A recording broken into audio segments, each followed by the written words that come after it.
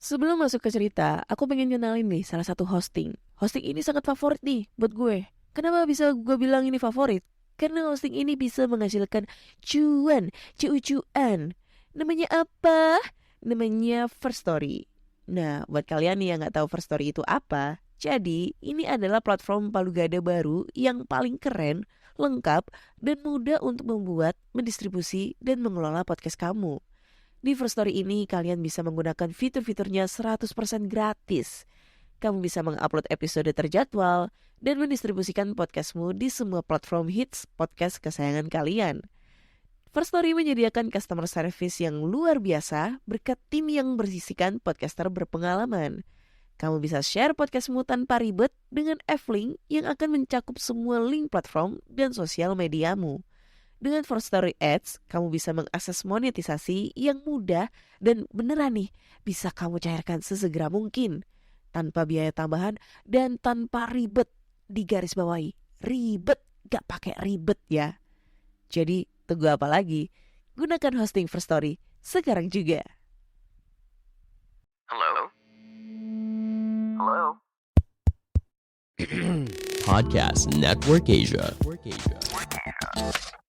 Lisir wangi seliramu tumaking sirno ojo tangi kanmu guling awas jo ngetoro aku lagi bang wingo Yen setan kang tak putusi Dadya sembarang ojo lae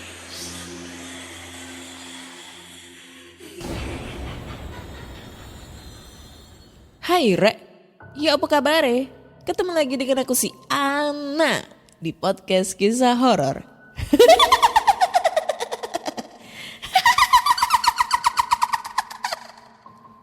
Ketemu lagi di episode 165 dan di episode kali ini aku akan bacakan cerita horor ataupun email berhantu yang sudah dikirimkan teman-teman melalui podcast kisah horor @gmail.com atau di Instagram podcast kisah horor serta Google Form yangnya tersedia di bio Instagram podcast kisah horor. Gimana nih kabar kalian? Aku harap kabar kalian baik-baik aja ya. Wih, nggak kerasa bentar lagi kemungkinan kurang 2 minggu lagi kita akan melaksanakan ibadah puasa ya. Bulan Ramadan udah tiba gitu. Tanggal 2 April nih kita mulai puasa Ramadan ya.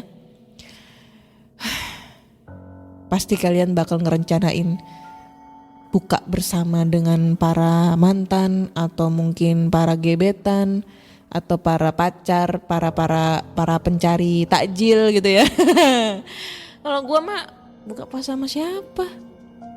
Ayang Beb juga lagi layar, nggak pulang-pulang. Pulangnya paling habis lebaran.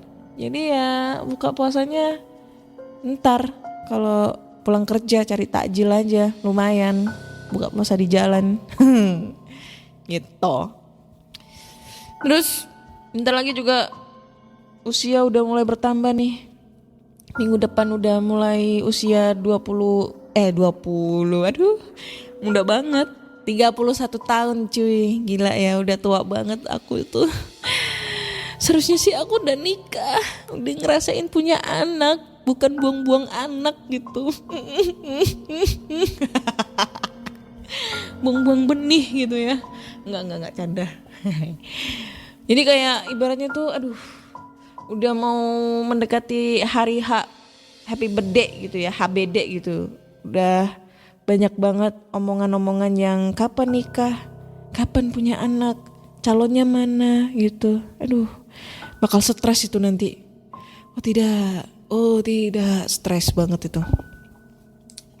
Oke deh, sebelum kita mulai ngebacain cerita horor nih ya, alangkah baiknya kita ngebacain komentar-komentar dari para di noise itu yang udah ngomentarin di podcast kisah horor. Ntar dulu, ini harus dibuka dulu podcast. Salah. Nah, Ini ada di komentar 164 yang judulnya adalah Hantu Penunggu Asrama Taiwan. Yang pertama ada dari Abiangga. Mbak Ana, kok gak ada ketawa si Kuntinya pas opening? Lah, tadi kan ada, ya kan? Jadi kemarin tuh banyak banget sih yang nge-DM aku, kok gak ada ketawa-ketawanya Kak? Padahal kan aku suka sama podcast Kak Ana karena ketawa kuntilanaknya gitu. Ya kemarin itu beberapa minggu lalu itu batuk-batuk ya, gak sembuh-sembuh. Tahu sendiri kan, podcast kisah horor kalau gak ada batuk itu kayak kurang afdol gitu. Terus kemarin kan lagi parah-parahnya tuh batuk, jadinya nggak memungkinkan untuk ketawa-ketawa gitu. Dan sekarang udah mulai ketawa lagi, aku udah mulai bahagia lagi. Gitu. Terus komentar kedua, halo Mbak Ana, aku pendengar baru podcast kisah horor. Udah 1 bulanan. Menikmati banget cara Mbak membawakan. Wih, thank you banget buat Sederhana yang udah bikin aku sederhana banget ya. Terima kasih ya udah ngedengerin podcast kisah horor sampai hampir 1 bulanan. Sekarang udah masuk 2 bulan kayaknya. Terus ini ada komentar ketiga yang menurutku menarik banget nih. Hantu Taiwan kalau dibacain ayat kursi malah ngedeket, gak ada takut-takutnya. Heran aku tuh. Aku waktu di Taiwan 13 tahun tinggal di kos angker. Terus 3 tahun tinggal di mes karyawan juga gak kalah serem. Ya iyalah, hantu Taiwan dibacain ayat kursi. Ya gak takut, malah ngeledek gitu kan. Dia kayak berpikir, lu baca apa cuy? Lo baca apa cuy? Gimana sih kalau bahasa Mandarin logat-logatnya? Ya gitulah pokoknya. Kecuali kalau hantu Taiwan dikasih doa-doa dalam bahasa Mandarin, bahasa apa ya lagi ya? Ya pokoknya bahasa Mandarin, kan kalau Taiwan kan kebanyakan pakai bahasa Mandarin tuh.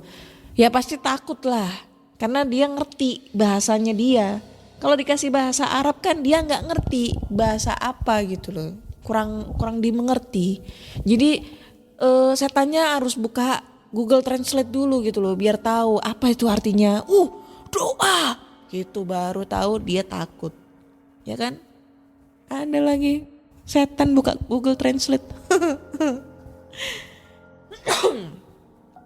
Tapi by the way kayaknya ceritanya dari Mbak Chenfa ini menarik nih, tentang pengalaman dia dihantuin di kos gitu di Taiwan. Coba deh Mbak kirim ceritanya di podcast kisah horor. Kita bagi-bagi bercerita gitu, bagi-bagi cerita tentang pengalamannya Mbak Chenfa. Siapa tahu lebih serem dibandingkan hantu penunggu asrama itu. Oke, langsung aja kita bacakan cerita horor. Dan cerita pertama ini, cerita pertama ini datang dari siapa nih? Dari Kak Cumen Project ya. Ini udah cerita yang keberapa ini dia kirim cerita ya. Judulnya adalah Hantu Anak Kecil. Assalamualaikum Kak Ana. Saya Cumen Project. Kali ini saya akan menceritakan pengalaman horor di rumah baru teman saya yang bernama Aldo. Tidak pakai basa-basi, langsung saja ke ceritanya. Check it to the dot. Ya. Hari itu tanggal 27 November 2021. Istri saya pulang ke kota Jakarta. Dan seharian saya hanya di kamar dan mendengarkan lagu.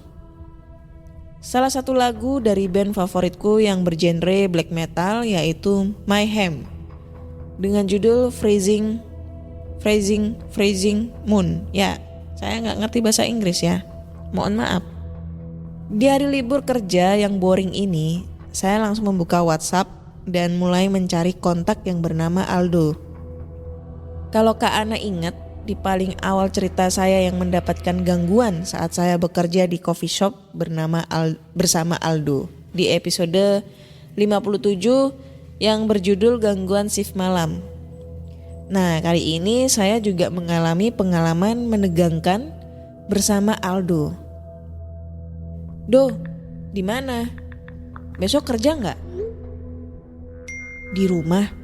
Kenapa? Enggak. Libur gua kalau besok.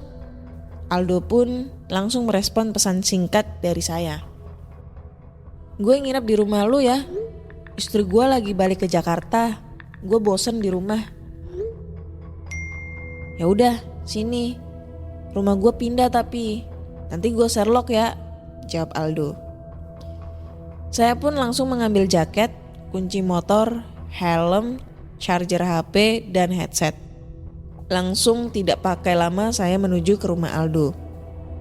Setelah setengah jam lebih sedikit, saya tiba juga di rumah Aldo. Dan saya juga sempat dibuat bingung oleh Google Maps. Tapi akhirnya saya sampai di depan gerbang rumah Aldo yang lumayan tinggi. Tapi saya melihat dari dalam ada anak kecil yang menghampiri saya. Dalam hatiku, anak siapa ini? Bukannya Aldo anak bungsu? Mungkin sepupunya.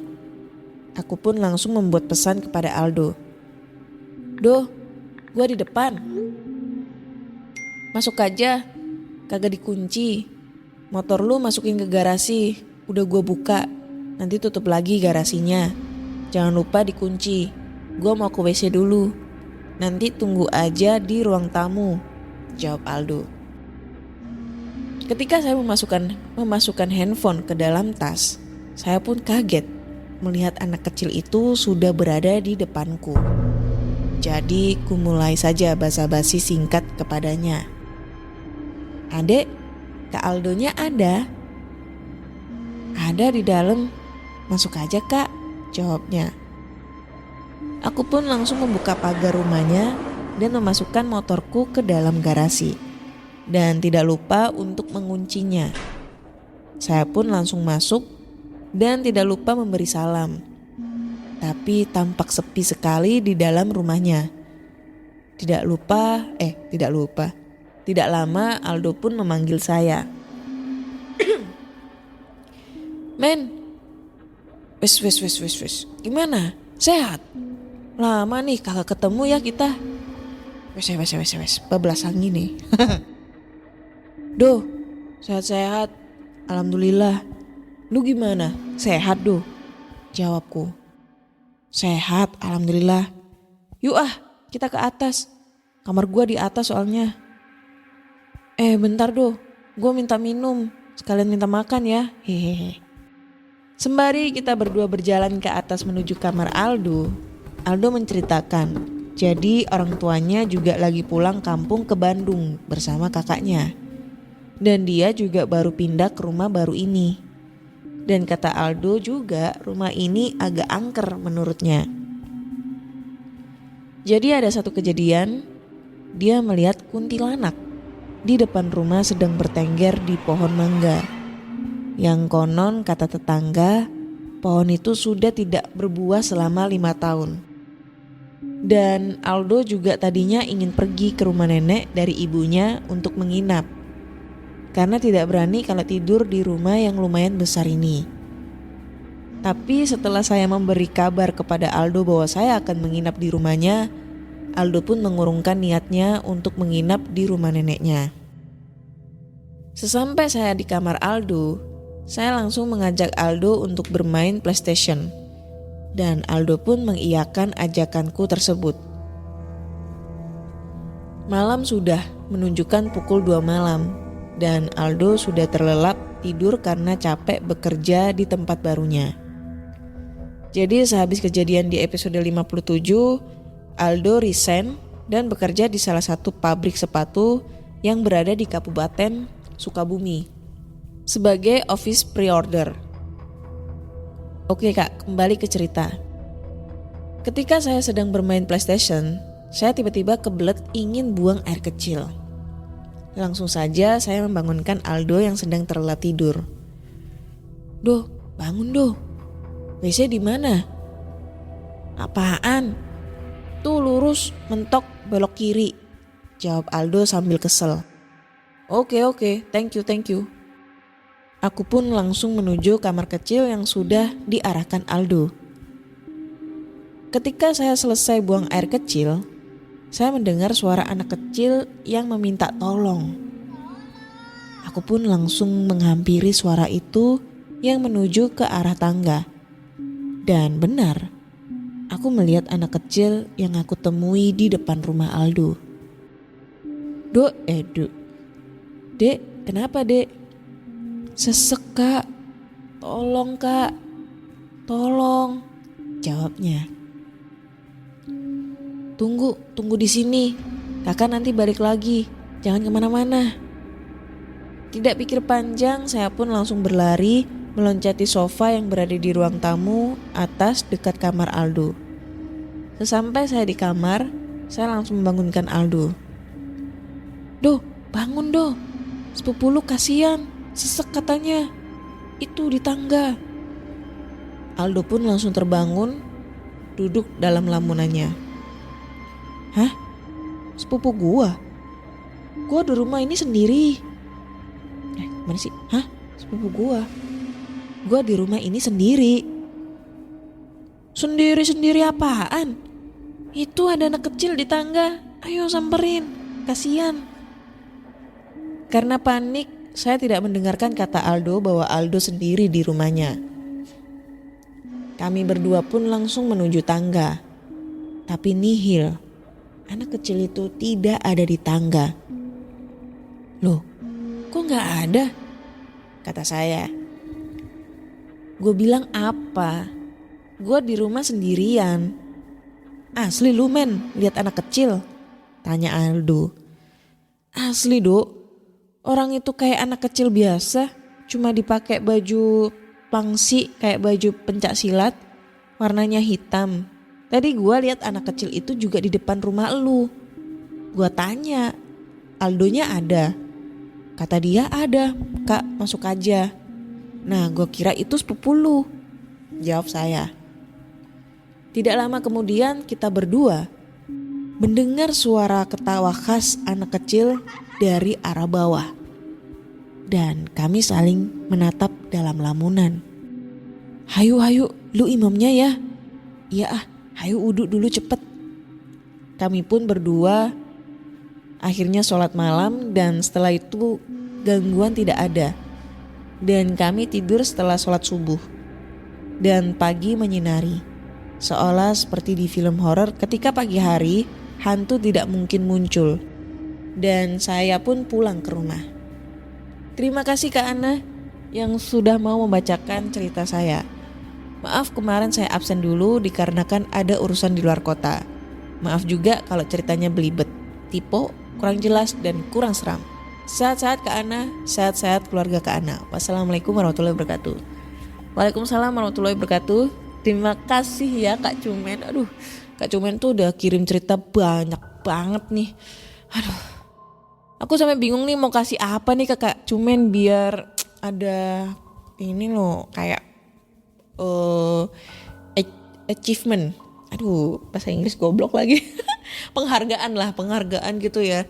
Udah ngasih cerita banyak banget tuh dari Kak Cumen, dari istrinya, gila banyak banget dan lumayan serem sih. Cuma yang kurang srek bukan kurang srek sih, tapi kurang greget menurutku cerita yang minggu kemarin tuh ya, yang ceritanya dari istrinya Kak Cumen tentang pengalaman horornya Kak Cumen di Bromo tuh. Itu kurang sereknya itu karena ini banyak banget percakapan. Nah itu yang ngebuat kalau banyak dialog itu lebih ke nggak seremnya gitu. Itu. Aduh gatel anjir. Hidung gue gatel, kayaknya mau pilek nih. Sedih gue kalau hidung gatel. Next, kita lanjut ke cerita berikutnya. Cerita berikutnya adalah dari dari Fahrizi. Ya sama aja lah, Riyad Fahrizi. Yang judulnya adalah Kesurupan di Sekolah. Halo, assalamualaikum kak. Semoga kakak dalam keadaan sehat ya, amin. Namaku Fahriz kak. Salam dari penggemar podcastnya, hehehe. Aku mau berbagi cerita sedikit tentang pengalaman hororku saat menghadiri saat menghadiri acara di sekolah. Gagal fokus anjir, gara-gara hidung gatel. Sebelumnya mohon maaf kak, nama sekolah dan namaku untuk tidak namanya udah disebutin. Seharusnya di awal tuh bilang, kak tolong jangan sebutkan namanya ya. Gitu. Aduh maaf ya, gak bisa di editing, gak bisa ditipu. Lain kali buat pendengar-pendengar podcast kisah horor ya, kalau namanya gak mau disebutin tolong di awal nih ya dibilangin, kak tolong jangan sebutkan nama saya gitu, biar saya gak nyebutin namanya. Aduh gak apa-apa ya, siapa namanya? Riyad. Aku mulai ya kak ceritanya. Aku bersekolah di SMP swasta bernama itu. Oh ini aja deh dikasih nama, bernama Sumber Makmur di Medan, Sumatera Utara. Sekolahnya lumayan besar. Di sana selain SMP ada juga MTS, SMA, dan SMK. Dulu pas masa aku SMP, gedungnya cuma ada 3. Terdiri dari gedung A yang berisikan SMA dan SMK, gedung B berisikan SMP dan MTS, dan gedung C dipergunakan sebagai aula dan musola. Gedung A dan gedung B terdiri dari 4 lantai, sedangkan gedung C hanya 2 lantai saja. Sampai saat ini pun aku masih bersekolah di sana, di bangku SMK. Udah mau lulus nih kak, insya Allah, amin. Kalau sekarang sih udah ada 4 gedung. Luas sekolahnya juga udah diperbesar. Dan gedung D yang terdiri dari 4 lantai dipergunakan sebagai tambahan kelas untuk anak SMA dan juga kantor guru-guru. Nah, yang sedikit menyeramkan dari sekolah ini ialah letaknya yang bersebelahan langsung dengan perkuburan muslim. Dan di tengah perkuburan itu ada satu pohon beringin yang besar banget. Kayaknya udah tua umur pohon tersebut. Itu saat aku masih SMP dulu, sekarang udah ditebang. Sayang banget sih, soalnya di daerah ini jarang sekali ada pohon beringin. Oh ya, by the way aku sekolahnya di sekolah Islam gitu. Jadi gak ada siswa yang non-muslim di sana. Kalau dengar cerita-cerita dari kakak kelas dulu, sekolah ini memang sering terjadi kesurupan. Bahkan kesurupan massal. Biasanya sih siswi cewek yang sering banget kejadian. Dan aku punya satu pengalaman tentang kesurupan di sekolah yang lumayan seram. Jadi saat itu di sekolah ngadain acara mabit, malam bina iman dan takwa. Semacam pesantren kilat gitu, tapi khusus kelas 3 SMP atau MTS aja. Nah, acaranya dimulai dari jam 5 sore sampai jam 9 pagi keesokan harinya. Jadi kami para siswa dan guru-guru menginap di sekolah. Isi dari kegiatan acaranya yaitu ceramah yang terdiri dari banyak sesi. Sholat maghrib, isya, tahajud, witir, subuh yang dilakukan secara bersamaan. Acaranya berlangsung di aula lantai 2 gedung C. Dan di pagi harinya ada senam dan games gitu. Kami yang siswa laki-laki dipisah tidurnya dengan siswi perempuan. Ya iyalah, masa jadi satu, segini papap dong. Jadi yang laki-laki tidur di kelas yang letaknya di lantai 2, sedangkan siswi perempuan tidur di kelas yang letaknya di lantai 1. Lantai 3 dan 4 gak dipakai. Ini di gedung B ya kak. Gedung A tidak dipergunakan dalam kegiatan ini. Jadi singkatnya, ceramah sesi terakhir sudah selesai. Itu sekitar jam 12 malam gitu. Dan kami pun diarahkan untuk kembali ke kelas masing-masing untuk segera tidur. Karena di jam 3 pagi kami akan dibangunkan untuk kegiatan selanjutnya, yaitu sholat tahajud berjamaah. Aku dan teman-temanku pun bergegas naik ke lantai 2. Sebelumnya aku pergi ke toilet yang letaknya di lantai 3. Kenapa lantai 3? Karena pintu toilet yang di lantai 2 terlalu pendek buatku. Jadi takut ada teman yang ngintip gitu, hehehe. Lagi pula di lantai 2 harus antri buang air kecil dengan siswa lain. Toilet yang di lantai 1 khusus untuk siswi perempuan saja. Toiletnya lebih bagus dan bersih ketimbang toilet cowok. Aku iri kak, hehe. Setelah selesai buang air kecil, aku pun langsung ke kelas yang letaknya di paling ujung lantai 2. Di lantai 2 ini terdapat 6 kelas dan diisi oleh 3 kelas dari SMP dan 3 kelas dari MTS. Oh, ini kelasnya beda-beda ya. Ada SMP, ada MTS, anjir. Sepanjang aku berjalan di lorong, aku mendengar suara tawa dan bercandaan dari setiap kelas. Ya mungkin karena pertama kali tidur bareng temen sekelas rame-rame gini, makanya bercanda terus. Situasinya pun sama seperti di dalam kelasku, ramai, berisik, dan mengganggu hingga aku tidak bisa tidur karenanya. Tapi syukurlah keadaannya sudah kondusif karena ada pengawas yang mengecek ke setiap kelasnya. Sampai pada jam 2 pagi, semua teman-temanku udah pada tidur semua. Posisi tidurku agak ke pojok karena takut mengganggu tidur mereka. Soalnya aku kalau tidur suka lasak atau gak bisa diem. Aku keluar kelas karena tiba-tiba aku kebelet buang air kecil. Mungkin karena sebelum tidur tadi banyak minum air putih. Aku berjalan di lorong yang gelap karena lampunya udah dimatiin dan lampu-lampu di kelas juga udah pada mati. Ya walaupun ada satu lampu yang menerangi. Aku sesampainya di tangga, mataku sekelebat melihat kayak ada orang yang naik ke lantai 3. Yang aku herannya, dia pakai seragam sekolah. Padahal selama kegiatan semua siswa atau siswi pakai baju olahraga. Karena aku penasaran, aku coba naik juga ke lantai 3. Mengikuti orang tersebut. Pas udah sampai ke lantai 3, kok gak ada orang, pikirku. Semuanya gelap dan juga hening sekali.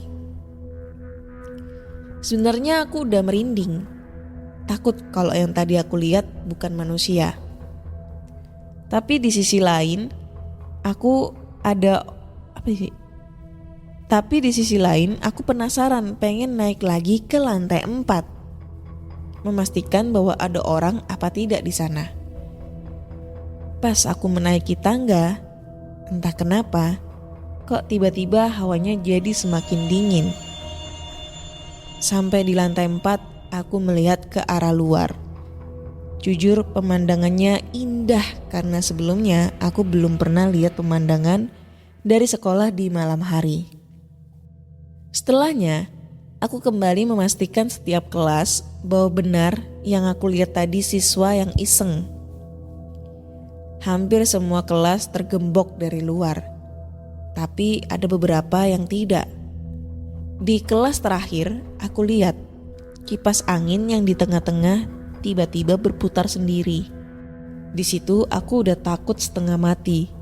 Soalnya kondisi kelas tersebut gelap dan tak ada orang. Aku lari secepat mungkin dan menuruni tangga sampai aku hampir terjatuh.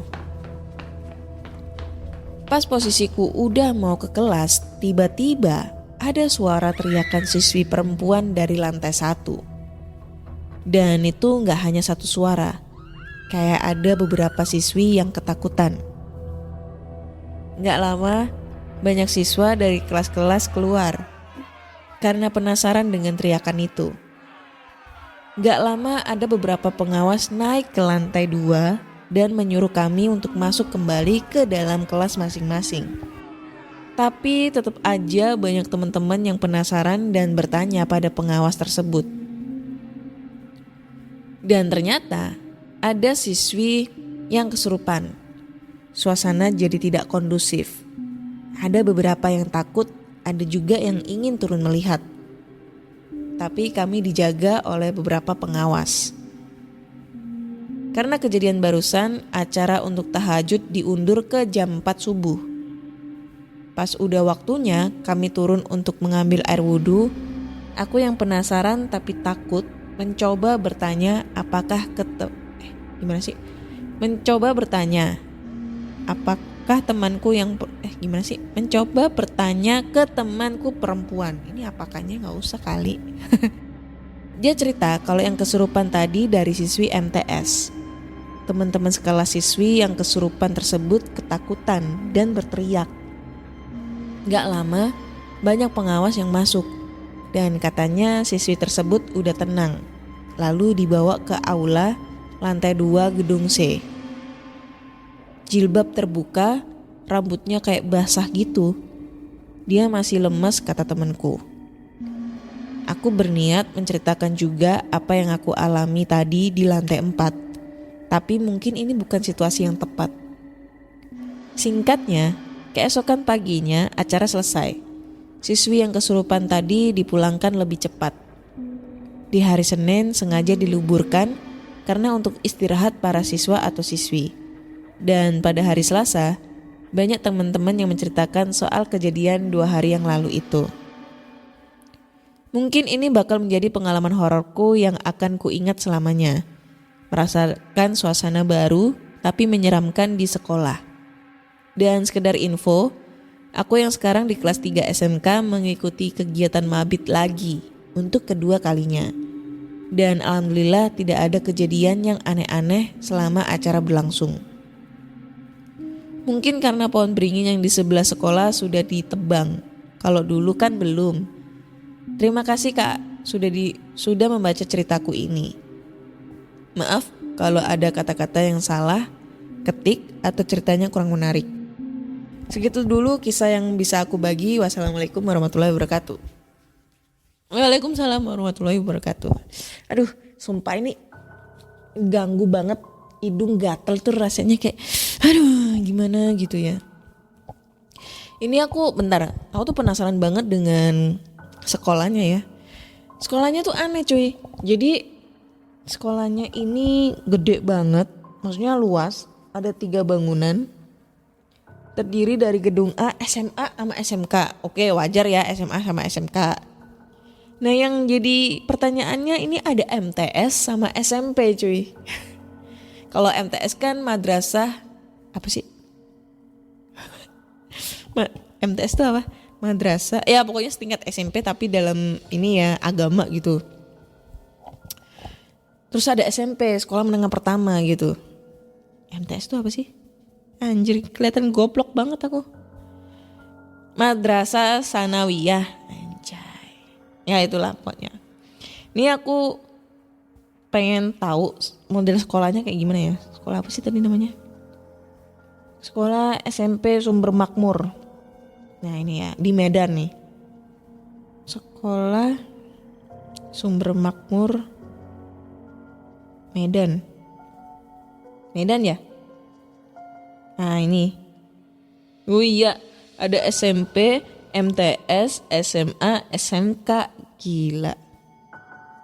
Ini kalau misalnya ada yang alumni situ pasti tahu nih sekolah apa nih. Kan ini sekolahnya kan gua ini samarkan namanya. Oh iya gede anjay. Gede banget sumpah. Oh iya. Warnanya hijau gedungnya. Gila gede ya nih sekolahnya.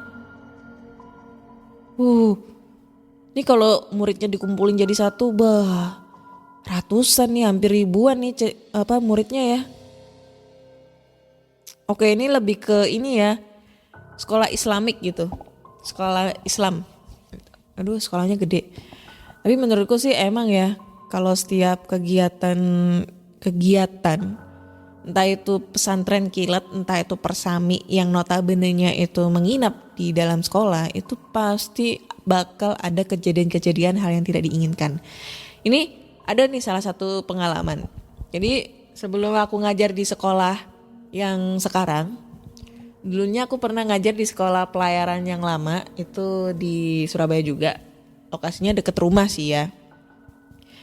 Nah, pada saat itu ada kegiatan persami, perkemahan Sabtu Minggu itu di sekolah memperingati Hari Pramuka. Jadi kita nginep di sekolah gitu loh. Sebenarnya sih bukan persami ya, nggak ada tendanya sih karena emang sekolahnya kecil. Jadi lebih kayak kita ada acara kayak kerja bakti di kampung, terus habis itu sosialisasi kayak gitu-gitu, tapi memakai baju pramuka gitu kan di sekolah, dan nginapnya juga di sekolah.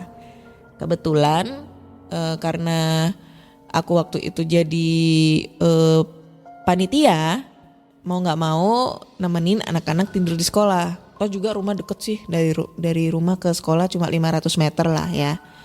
Nah, ini sekolah emang udah terkenal angkernya gitu. Udah terkenal angkernya karena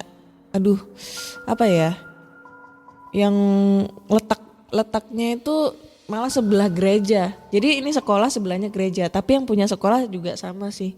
Lebih ke orang yang, mohon maaf nih, yang bercadar-cadar gitu, yang punya yayasan. Nah, ini sekolahnya itu luas gitu. Ada 2 tingkat itu, tapi bentuknya letter U gitu. Jadi sekolahnya bentuknya letter U. Jadi sisi kiri itu parkiran motor, terus sisi belakang itu kelas 2 tingkat, terus sisi kanan itu ada asrama. Jadi ada asrama anak-anak pelayaran sama ruang guru gitu. Nah, pada saat malam hari itu kebetulan kita habis ada kegiatan, bukan jerit malam sih, kita gak ada jerit malam ya, jurit malam atau jerit malam itu. Jadi lebih ke acara api unggun aja gitu. Jadi di tengah-tengah lapangan voli itu kita bikin api unggun di situ, karena gede ya tempatnya, lapangannya. Nah, pas pertengahan acara, kalau nggak salah itu acara ini loh, apa sih kalau di pramuka dulu itu? Kayak tahu nggak sih yang pas kita nyanyi lagu syukur, terus abis itu ada yang kakak pembinanya gini, coba dek kamu bayangkan seandainya ibumu tiada, gitu-gitulah. Terus bayangkan pada saat kamu sekolah di sini, gitu-gitu pokoknya, yang nyanyi lagu syukur yang lingkarin. Gue kalau ingat jadi ketawa anjir. Kalau abis itu ngelingkarin api unggun, gandengan tangan, terus kita nyanyi lagu syukur atau lagu apa ya? Pokoknya lagu-lagu mengheningkan cipta gitu deh. Sambil kakak pembinanya yang ngomong-ngomong kayak gitu. Bayangkan dek, kamu mendapatkan kesusahan. Bentar, gue nggak bisa meraktekinya ya, pokoknya kayak gitulah. Nah, gak lama itu ada sekitar 5 menit acara pada saat sesi ngobrol-ngobrol gitu. Tiba-tiba ada salah satu siswi teriak-teriak kesurupan gitu, teriak-teriak jelas, lepaskan, panas gitu kan. Nah, ini kan kebetulan yang ngikutin acara tuh kan ada SMK pelayaran, ada SMK akuntansi, sama SMA. Jadi kayak sama nih kayak ceritanya si Riyad ya. Sekolahnya itu ada SMA, SMK, SMP, sama SMK pelayaran, SMK akuntansi sama SMK pelayaran. Cuma waktu itu kegiatannya cuma SMA, SMK akuntansi sama SMK pelayaran gitu. Terus tiba-tiba ada siswi dari SMK akuntansi itu teriak-teriak, nangis, terus tangannya temennya itu digenggam erat banget sampai biru temennya itu, tangannya itu. Nah, usut punya usut, gue nggak tahu sih, nggak tahu jelas karena posisinya waktu itu agak lupa ya tahun berapa anjir, 2017 atau 2016 gitu loh, gue lupa. Pokoknya pas hari pramuka itu siapa tuh yang kesurupan, itu ada sekitar abis yang si A ini kesurupan, tiba-tiba ada si B, si C, pokoknya sampai 5-6 orang yang kesurupan massal. Itu kesurupan massal. Usut punya usut, yang si kesurupan yang pertama ini itu dia lagi halangan, lagi menstruasi. Terus dia buang pembalut sembarangan tuh. Terus yang kedua, ada salah satu siswa laki-laki itu kencing di sembarangan tempat. Jadi dia nggak kencingnya di kamar mandi, melainkan di sembarangan tempat. Pas ditanyain kenapa kamu kencing sembarangan tempat, karena toiletnya ngantri pada saat mandi. Terus dia udah kebelet, akhirnya dia kencing di deket asrama. Kan di depan asrama itu ada pohon tuh di sampingnya. Itu dia kencing di situ gitu. Terus yang ketiga, ini ada banyak banget nih rentetan kesalahan. Yang ketiga itu karena ada beberapa siswa pada saat kegiatan masak-masak itu kan ada sesi masak-masaknya tuh buat makan bersama. Itu siswa itu ada yang ngomong-ngomong kotor kayak anjing, jancuk, apa segala macam. Pokoknya tuh yang ngomong kotornya sambil teriak-teriak tapi bercanda gitu, yang bikin kegaduhan lah ibaratnya kayak gitu. Sehingga penunggu-penunggu di sana itu kayak merasa terganggu, terusik, dan kayak lu udah ngotorin tempat gua gitu loh. Nah, yang paling fatal itu ada siswa apa siswi ya, lupa gua. Siswa, kalau nggak salah siswa itu dia bawa jimat gitu. Dia bawa jimat yang katanya itu jimat emang pemberian dari kakeknya gitu. Nah, si jimatnya ini yang notabenenya ada isinya itu bentrok sama yang penunggunya di sekolah itu. Karena emang di sekolah itu emang terkenal angkernya gitu, sekolah yang aku tempat ngajar itu terkenal angkernya. Jadi bentrok tuh yang jimatnya sama si penunggu di situ, sehingga banyak banget terjadi kesurupan massal. Gila, itu baru sekali aku ngelihat kesurupan massal yang brutal banget tuh. Sampai ada yang naik pohon, sampai ada yang ini, sempet ada yang kayak terbang gitu anjir. Bukan terbang kayak Superman gitu, bukan, tapi kayak lompat dari pohon satu ke pohon lain gitu. Kayak terbang gitu, gila. Itu katanya kerasukan manusia kera gitu atau apa gitu, gak tahu gue. Gitu cuy. Itu kenapa ya? Identik kalau semisalnya kita ada kegiatan di sekolah atau kegiatan camping gitu, selalu ada yang namanya kesurupan massal, dan itu identik dengan siswa-siswi sekolah. Itu masih menjadi misteri sampai sekarang. So buat teman-teman nih, ini juga sekaligus buat ini ya, mengingatkan kita ya, kalau misalnya buat cewek-cewek nih ya, kalau misalnya lagi haid datang bulan, jangan buang pembalut sembarangan tempat gitu. Kan ada tempatnya di kotak sampah. Usahakan kalau misalnya lagi keluar nih dan kondisinya memang sudah haid, bawa kresek kayak apa gitu, terus nanti pembalutnya dibuang di kresek gitu. Atau kalau yang di rumah paling bagusnya dibersihkan dulu baru dibuang. Terus untuk yang buat cowok-cowok nih ya, kalau bisa jangan buang buang air kecil. Itu sembarangan tempat. Jangan pipis sembarangan tempat tuh. Apalagi di pohon, di tembok orang, atau mungkin di depan muka orang gitu ya. Atau di mukanya orang gitu. Jangan tuh, gak baik. Jangankan setan. Manusia kalau lu kencing di mukanya juga pasti marah. Ya iyalah anjir.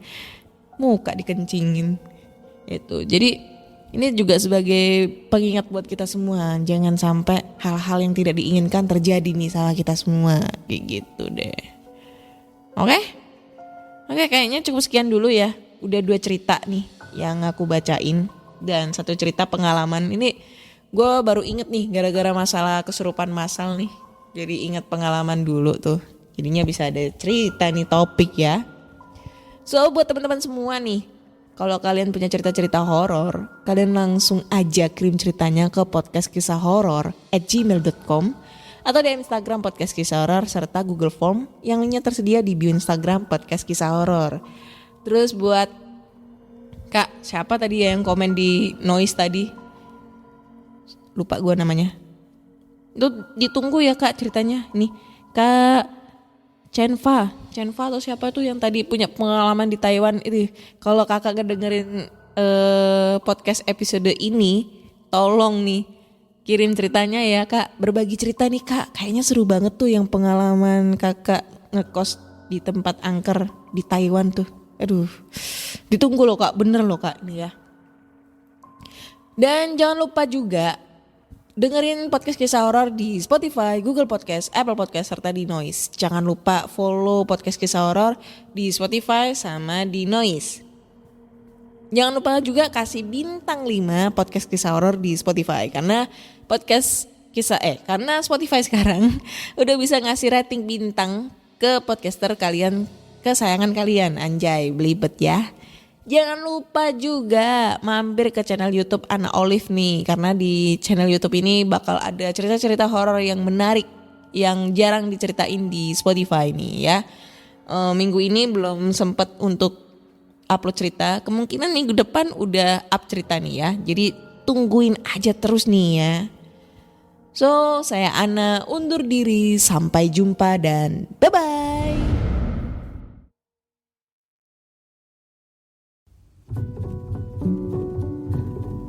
Pandangan dan opini yang disampaikan oleh kreator podcast, host, dan tamu tidak mencerminkan kebijakan resmi dan bagian dari Podcast Network Asia.